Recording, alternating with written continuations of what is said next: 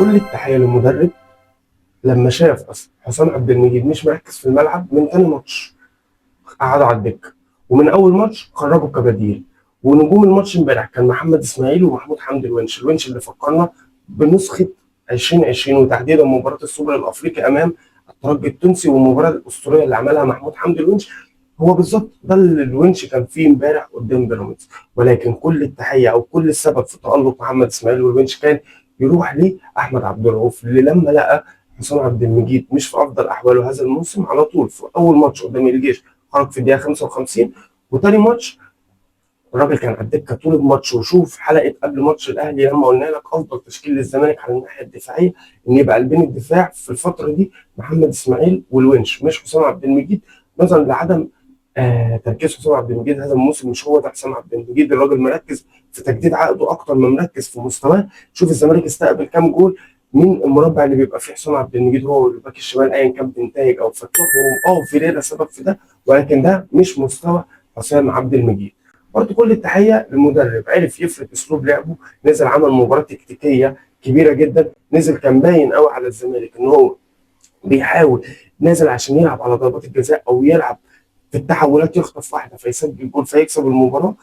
خصوصا ان انت نازل كسكواد ممكن تبقى اضعف شويه، نجم الفريق من او اقوى عنصر في الفريق هجوميا وهو خوان بيزيرا مصاب، نازل بتحاول انك انت نفسك نازل تاني ماتش ليك تحت في القياده الفنيه، جيت من الدور للنار على طول على السوبر المصري، بتلعب فرقه هي بطل افريقيا، فرقه ما خسرتش من 25 اغسطس، فرقه بقى لها 14 ماتش بتسجل اهداف، 14 او 15 ماتش فريق بيراميدز بتسجل فيهم اهداف. انت قدرت تمنعها انها تسجل او ساعدك غياب اهم عناصر بيراميدز سواء الشيبي، فيستو مايلي، زلاكا، وليد الكارتي، اهم عناصر بيراميدز هجوميا انها ما كانتش في مستواها امبارح. ولكن يحسب ليك ان انت قدرت تفرض اسلوبك. انت حتى لما كنت هتلعب على التحولات في اخر الماتش كان سيف الجزيره هيخطف واحده كان الزمالك هيسجل.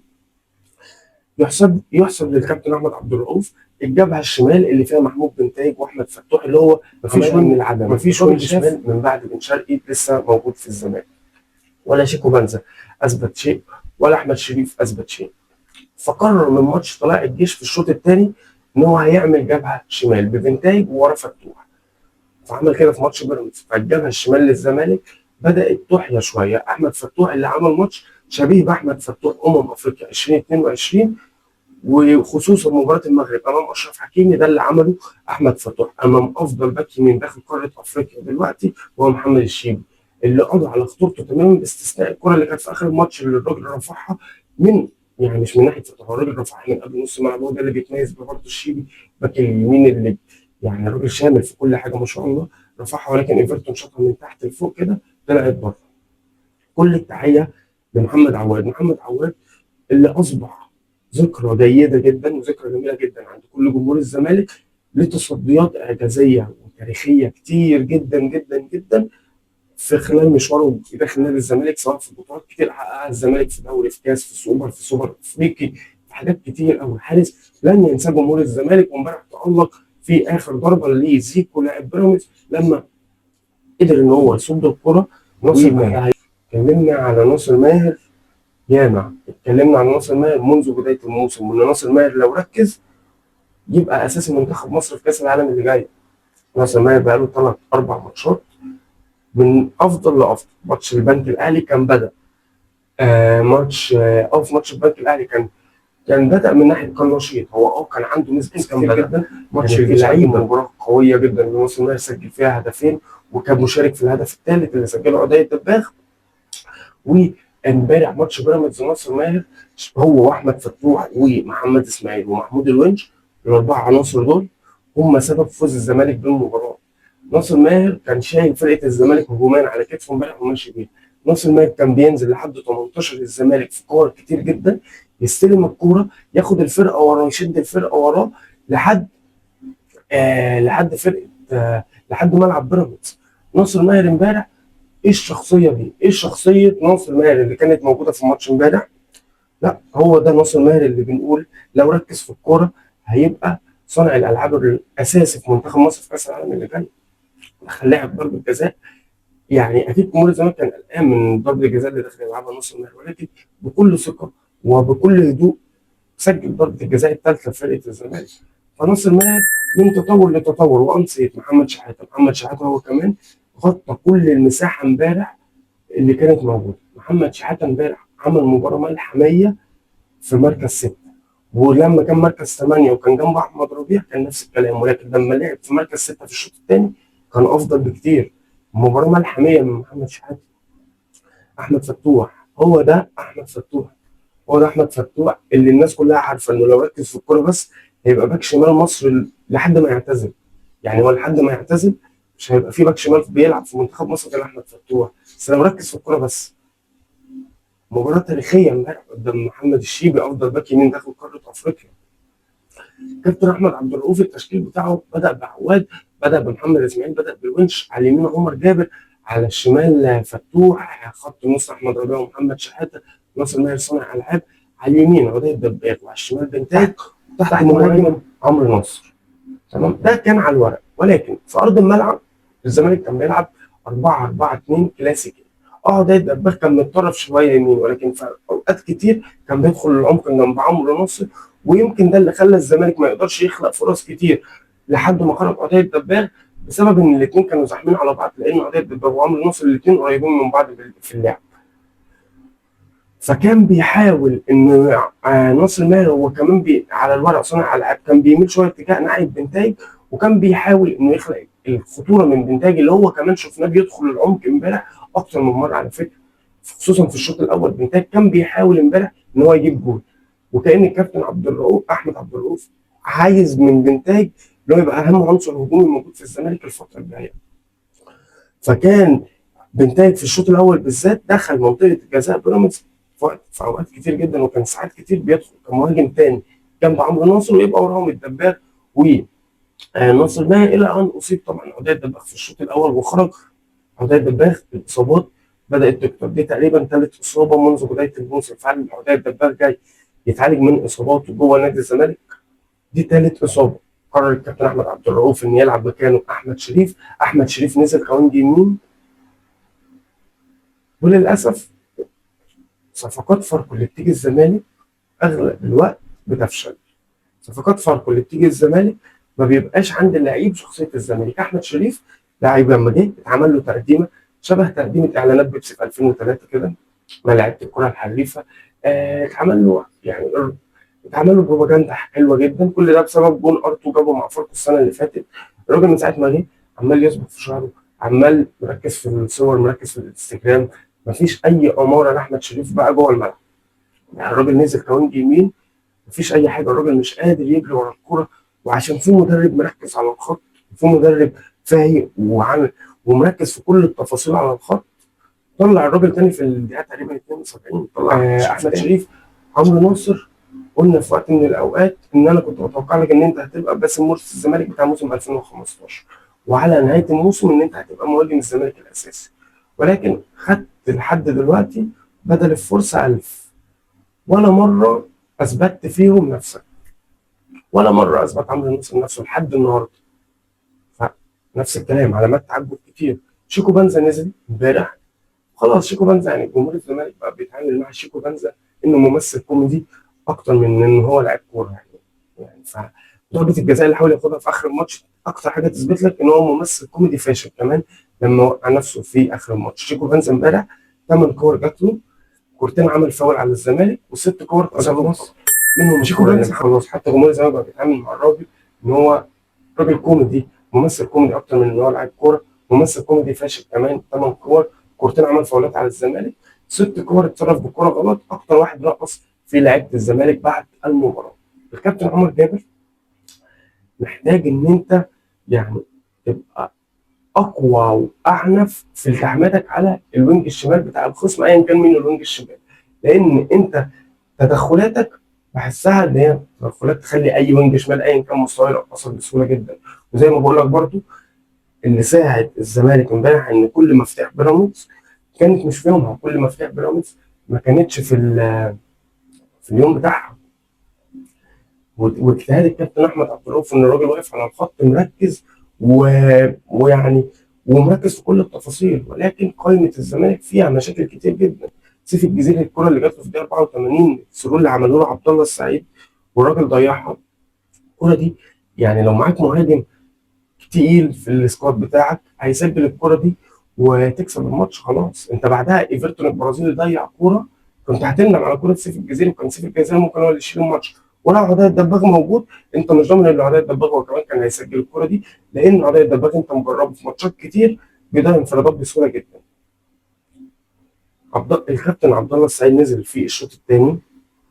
يعني لما عبد الله السعيد نزل، عبد الله السعيد اثر في مع فرقه الزمالك هجوميا، ساعد فرقه الزمالك انها تبقى انشط هجوميا. في الكوره مثلا اللي اداها لناصر ماهر، وناصر ماهر شاطها سهله في ايد الشناوي، الكوره اللي لسه بحكي لك عليها السرور اللي اداها لسيف الجزيري وسيف الجزيري ضيعها ونشط فرقه الزمالك هجوميا. ولكن في نفس الوقت فرقه الزمالك لما نزل كابتن عبد الله السعيد بقت اضعف من الناحيه الدفاعيه. مش عايز حد يزعل مني، ولكن ده اللي حصل، ان الزمالك دفاعيا كان متماسك واقوى في الشوط الاول عن الشوط الثاني لما بدات الثنائيه عبد الله السعيد ومحمد شحاته بدلا من محمد شحاته واحمد ربيع. ولولا ان محمد شحاته كان في يوم امبارح فكان ممكن الزمالك يقابل مشاكل من الناحيه الدفاعيه اكتر بكتير من اللي قابلها في الشوط الثاني قدام بيراميدز امبارح، اللي بيراميدز سيطر على الشوط ده بالطول والعرض، واللعيبه كانت فايقه اكتر في الشوط الثاني. ولكن برضه ما كانش في خطوره تذكر باستثناء كره ايفرتون اللي بقول لك عليها، اللي لو كان جت كان سيف الجزيري ممكن هو اللي يشيل الماتش بالكره اللي ضيعها قبلها على طول. ولكن الكابتن عبد الله السعيد لما نزل فرقه الزمالك بقت اقل شويه من الشوط الاول من الناحيه الدفاعيه. مش عايز حد يزعل مني في الكلام ده.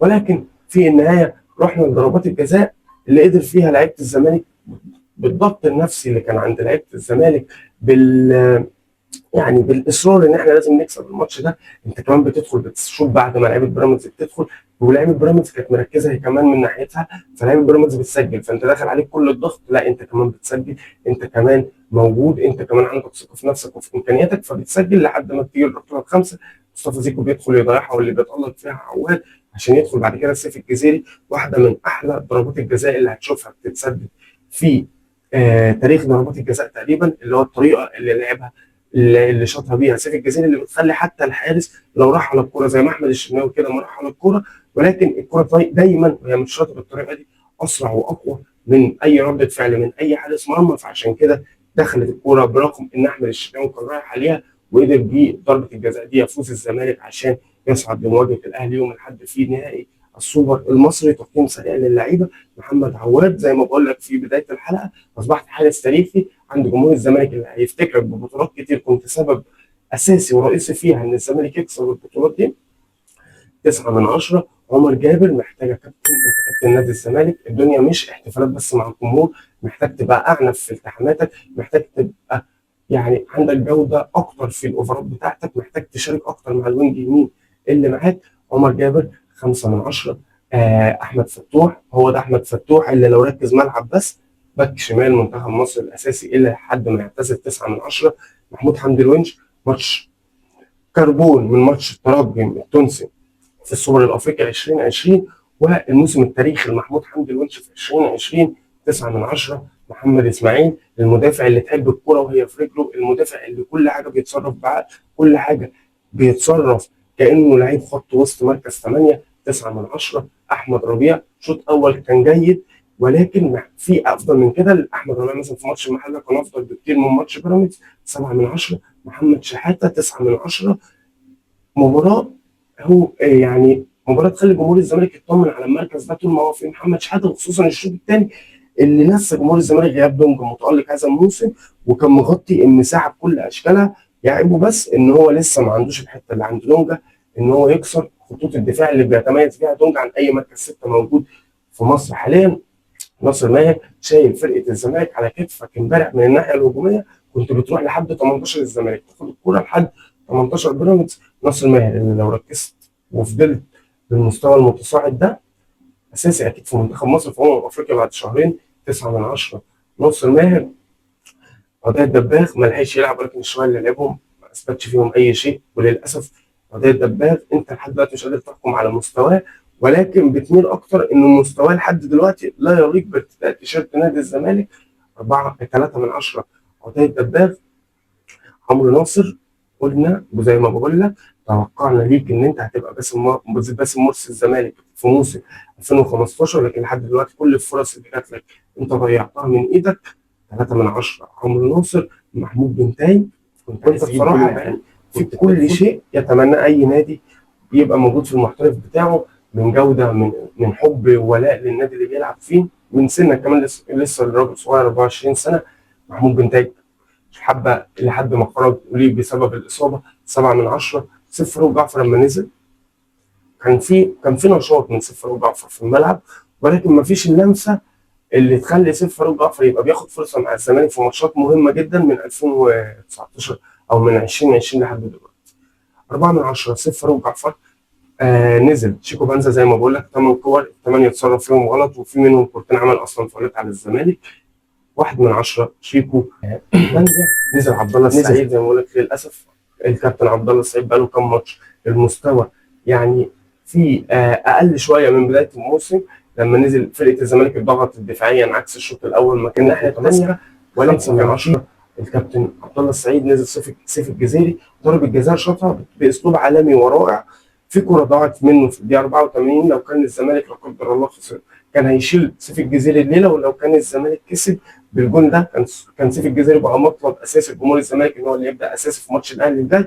ولكن على ضربه الجزاء وعلى تحركات سيف الجزيري وعلى ان الراجل السنه دي مركز ويعني عايز يقول حاجه، وتحس ان هو لما بينزل وعايز يقول حاجه اللي هو انا زعلان ان انا ما باخدش فرصه من بدايه الموسم. وبرده اكيد في دماغه افريقيا في المغرب اللي بعد الشهر الجاي ان شاء الله ان هو يبقى موجود مع منتخب تونس. سيف الجزيري 6 من 10.